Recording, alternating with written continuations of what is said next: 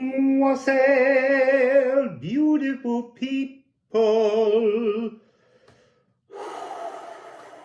It's tomorrow. Tomorrow, Pluto will move into Aquarius. Oh God, I'm so excited. I feel like I couldn't cope. Really towards the end, everything layer upon layer of absolute craziness, like a huge test of endurance, but I got there. So the other thing, Future Diaries has been coming through. I've been reading Dickens and I've just changed to Dostoevsky, and I have to be honest, I've got to steer away from the classics. Yeah, I love them and I'm curious. I think there's certain philosophical idealisms that come up, but because I listen to an audio book, I'm shutting my eyes and I'm creating in my imagination the reality of the story. Then when I open my eyes, it's in the real world around me.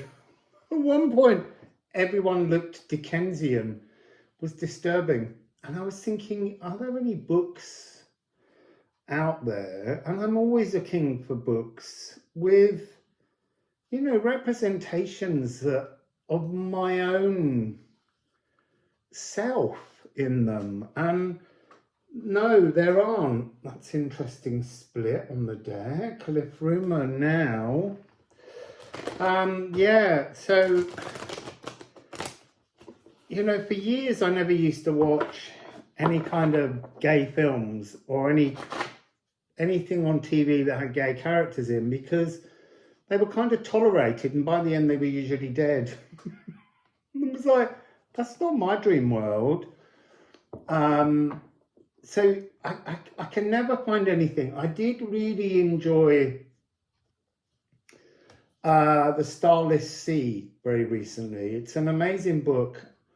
And the gay character in that, it's really so matter-of-fact and beautiful that it was really pleasant that nothing was kind of highlighted. It just was. And that was really nice.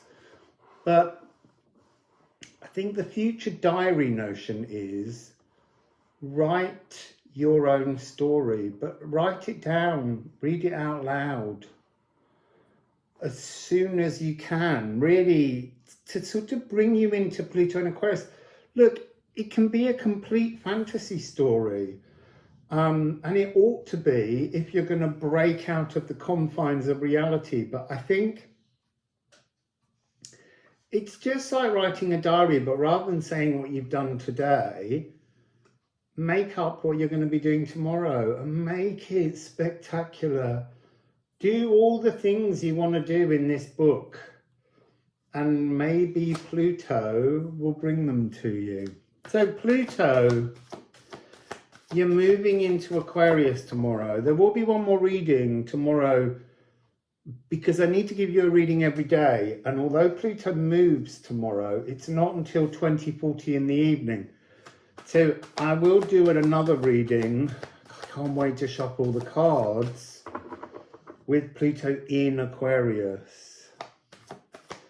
But I'll have to do that when Pluto is in Aquarius. So tomorrow's one, although it is Pluto in Aquarius day, will still be shuffled ahead. So we have oaths here, and that's really about all these unhatched, oh my God, all these, each atom being an unhatched cosmic egg of unmatched mystical potential. This is Godmouth, this is the estuary, this is where the fresh water of consciousness begins to mix with the saline oceans of physicality. It's almost like the bridging point between our consciousness and how it maps itself into our cells. It's also divine. It says to rise up is to speak up. So if you want to raise your, you see, I don't want to say frequency, I don't want to say all of those kind of energies. If you want to raise your narrative, let's call it your narrative, write it down and Galdr it. What is Galdr? To speak it into existence. You know, you don't just write, you know, I got a new job and it was better paid and I liked all my colleagues. That's not, it's too simplistic. You need to create a paragraph or more and describe how it feels, how it makes you feel, how others feel. It's got to be created as thoughts and feelings if you want this freshwater intention to roll in and mix with the salinity of the physical world. And then it's followed by bliss.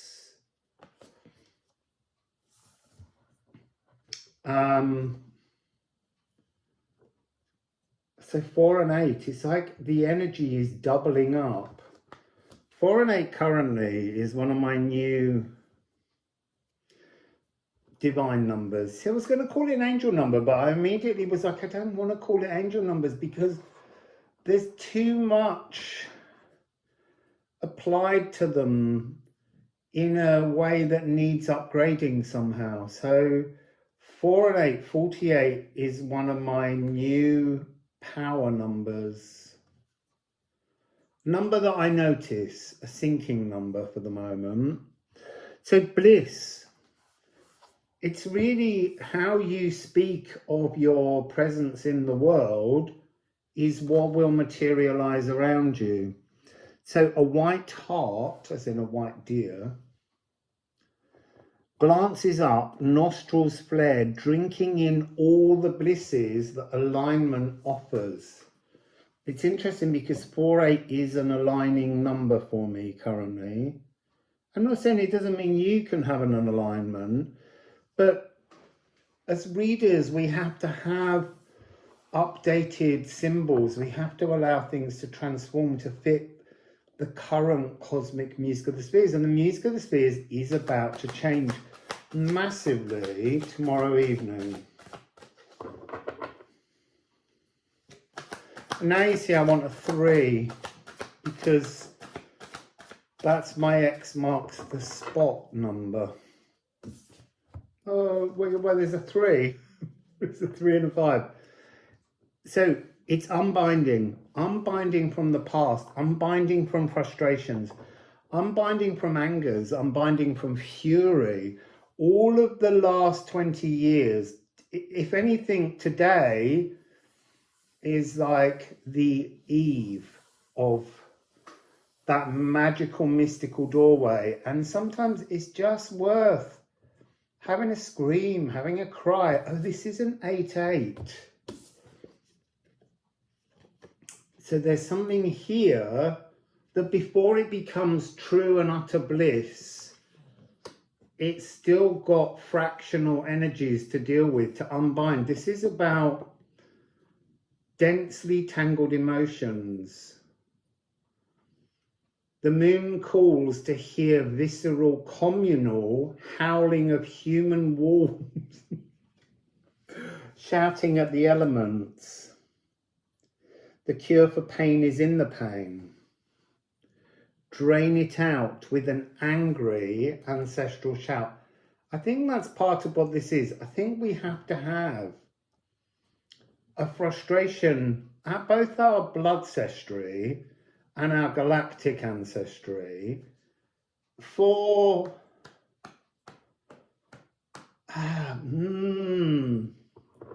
letting us experience this moment. It's not easy. So today, I've slept really well for a few days, but today I've woken up absolutely in a sense of tiredness, like there's so much being pulled from my bones and my flesh and my molecules that I just want to yawn. And every time I sit down to do a reading. I don't feel that energy, because we're on this moment where all the last vestiges are being given a chance to shift. So then we have Wickercraft. Oh my God, look. Here it comes. There's an Ophilagu. It's like,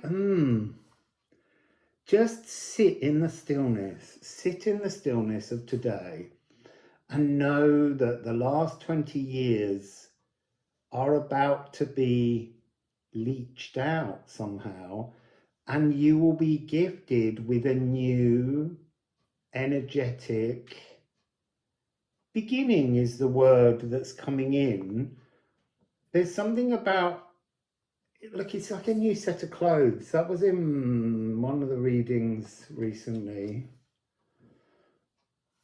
It's being given the new energy cape, being all dressed up to go to a new party. I mean, really, and the party is on the 7th of December. For some reason, I'm getting this really, for me, mobility issue in my foot with the cuboid. It's been doing it for a few weeks, but it feels as though it's related to this shift, to Pluto realigning the spine energetically. It'll be interesting to see, sort of get the feeling that some of the tunings of energy centers is going to vary slightly, but we'll see. So we have 3 cards here. Interesting, we have Moon in Scorpio. You know, we are in Scorpio season. We had the new moon in Scorpio. It's been a full moon in Taurus. Before the end of this month, it will be again in Scorpio, the moon, just before, and it's almost like the last degrees before the new moon in Sagittarius, because that's got some other significance. We've now got another 8. We've got a 3-5 and a 3-5. I would say there's something here about letting go of the old moods, the old emotions. So we got an 888. We've also got facing down on bliss. This card fell directly onto bliss. So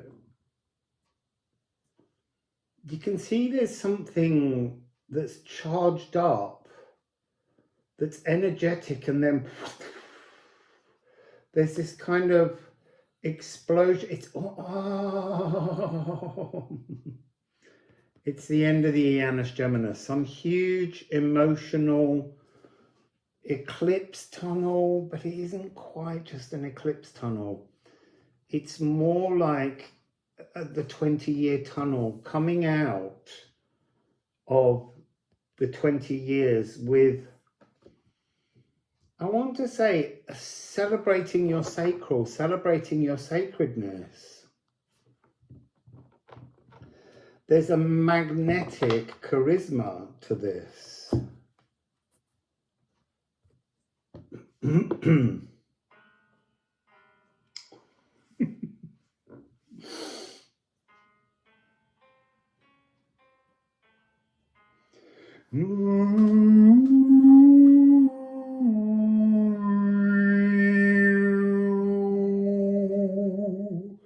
That has something to do with stepping out of the old Janus Geminus. Unbinding. So G sharp, speaking it, that's the Gemini energy of the Galdr that's here. Going to the A of the moon.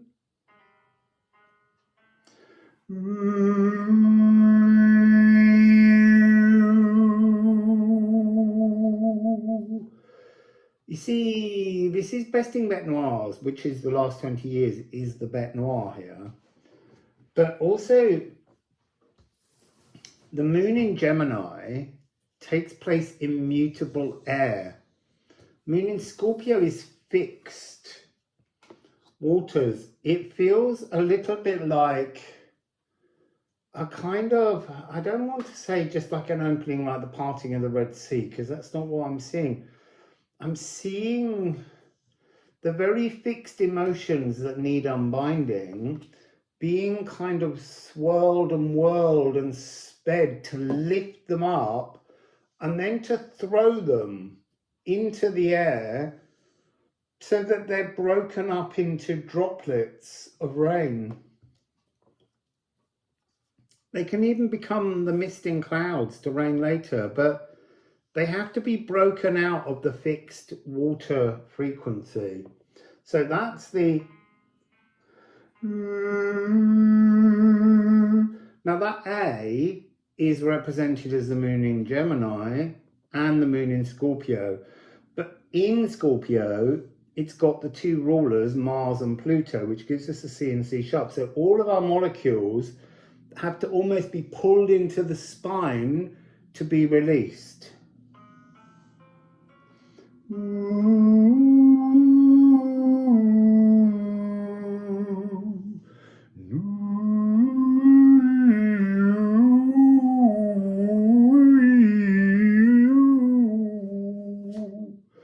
And then Chariklo.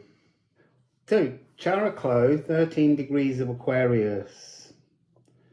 She's at the party. I feel like she's coming across as kind of like a makeover artist. She's like, Pluto, mate, come in, come here. You can't go on in that outfit with that beard, with that hair. So yeah, Chariklo's here. You're doing a physical makeover, but really she's doing a spiritual makeover because she is shamanic health. You know, she's kind of like, Pluto, man, you look terrible. And he's like, I don't feel terrible. She said, well, then let's get you a new set of spiritual clothes. Let's get you some new energy. You just sit down and receive all the love and attention that I can give you. So that's what this feels like. It feels like moving into a new spiritual makeover. So let's go into this, Miss Chariklo. So the results, I guess. Look, just feeling completely and utterly transformed. So Psyche and Libra. Psyche and Libra, Psyche being the sacral, that's what we had earlier, this energy of a new sacral frequency. But this feels, because of Psyche, which is to deify, this feels like this new energetic shamanic frequency of bliss is coming from your galactic ancestry and then aligning to you here in the now, the triple point paragon. So there's something about, I'm hearing, seeing, feeling the notion of your blood ancestry, your ancestry's sacred frequency, your galactic sacral frequency, and your consciousness aligned as a saxophone trio, as that triple point paragon, solid, liquid, gas, all at the same time, all coming together. Solid, the blood ancestry; liquid, you emotionally; gas, your galactic spirituality, all shining down. And then it ends with Moon in Cancer. So Moon in Cancer is to have new feelings, to be in alignment. It's an octave, perfect octave. It's clearing noxious emotions. It's an inner rhythmic current that's going to go through. You're going to feel nourished. You're going to be flowing with the spirit of place because you're at triple point paragon. You're in alignment with so many other things. But what you will feel is self-protected while still sensing the needs in others. And that's a really beautiful energy to move into. I'm being drawn to pull it in with this because of it being a 4-4. But again, this is the fractal. This is divinity, intuition, you, and then this triple point paragon, which makes up a healing. So the 3 and the 1 is about bringing those 3 energies together, the 3 sacral frequencies. If I don't know anything about 3 sacrals, it's coming through now. But this notion of there being 3 sacral fountains, feeding points, emotional, yeah, there's something about it becoming the source, but it has to have 3 centered energies to make one, 3 becoming one.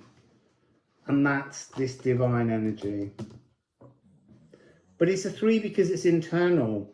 And 1 is a sense of it being the beginning of how it pours into the real world. This is very much got that frequency right from the beginning with this. With this. There's so much wonderful, magical, beautiful energy here. But it's a new cycle. And yes, at first, it has to use this new sacral energy to clean up shit that it finds all around it. But the point is that within you, you are now empowered to be able to cleanse things, to put up boundaries, to not be over emotionally wrought. But there is something about a sort of a testing, an energy where we have to trust, where we have to learn how to flow, make sure that all of those things are essential. That's what we need to do. That's how we're going to have to approach this. So to look things directly in the eye and just say, this can be fixed. This can be transformed. It doesn't matter what is presented to me, my triple point paragon sacredness will now push out into the world and almost not allow the darker frequencies to approach you anymore, because you're in your 3 become 1 frequency. So tomorrow's reading will be on the very day that Pluto moves. So exciting. So Wassail for now.